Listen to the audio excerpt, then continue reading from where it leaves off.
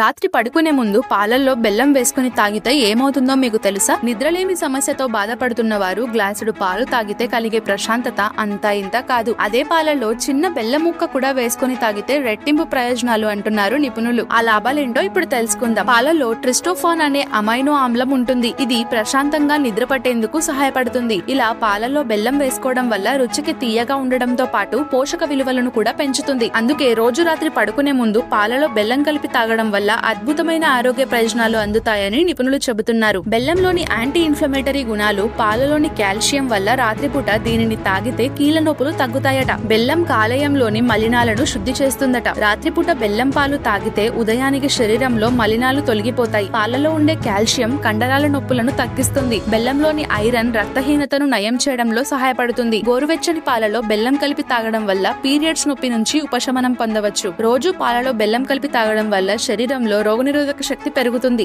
ఇంతకీ మీకు పాలంటే ఇష్టమో లేదో కామెంట్ చేయండి.